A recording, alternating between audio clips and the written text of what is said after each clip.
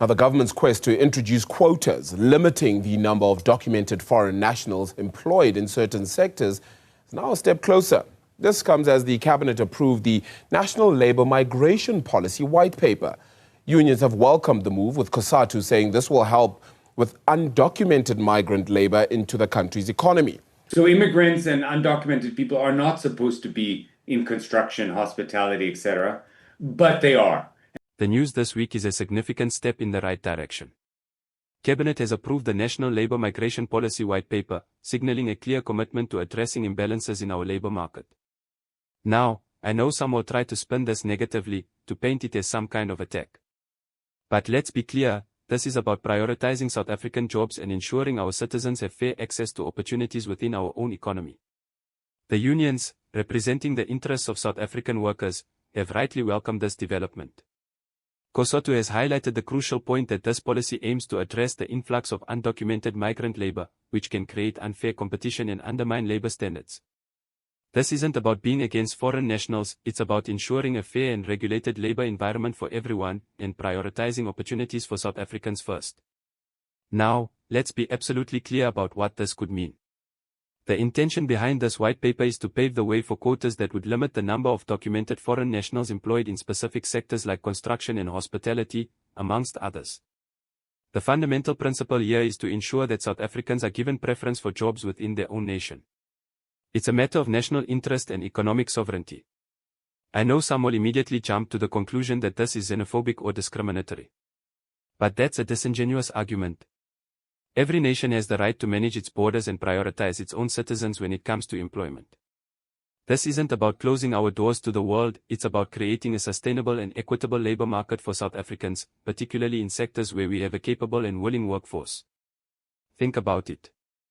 For years, we've heard concerns about high unemployment rates, especially among our youth. While many factors contribute to this, it's undeniable that in certain sectors, foreign nationals have become the dominant workforce. This policy seeks to rebalance that, to create pathways for South Africans to gain skills, find employment, and build their livelihoods. It's about investing in our own people and empowering them to participate fully in our economy. Now, let's talk about the practicalities of implementing such a policy. It's crucial to understand that this is not a law yet. The approval of the white paper is a significant step, but there will be further processes involved, including potential legislative changes and the development of specific regulations for each sector. Firstly, there will need to be a thorough assessment of each sector to determine the appropriate quota levels. This will require careful consultation with industry stakeholders, including businesses, unions, and potentially even foreign worker representatives, to understand the current labor landscape and potential impacts. This can't be a rush process, it needs to be data-driven and well-informed. Secondly, robust mechanisms for monitoring and enforcement will need to be put in place. This will likely involve strengthening labor inspections, improving data collection on employment demographics, and potentially introducing penalties for non-compliance. This is where the real work begins, ensuring that the policy is not just a piece of paper, but a tangible change on the ground. Thirdly, and crucially, this policy must be accompanied by initiatives to upskill and train South African workers. Simply limiting foreign employment without ensuring that South Africans have the necessary skills to fill those roles would be counterproductive. Government needs to invest in vocational training programs, apprenticeships, and other skills development initiatives to create a pipeline of qualified South African workers. This isn't about a quick fix, it's about building a more sustainable and resilient economy in the long run. By prioritizing South African labor, we can reduce reliance on foreign workers in certain sectors, boost local skills development, and create more opportunities for our citizens to contribute to our nation's growth. Of course, there will be challenges. Some businesses may express concerns about potential labor shortages or increased costs.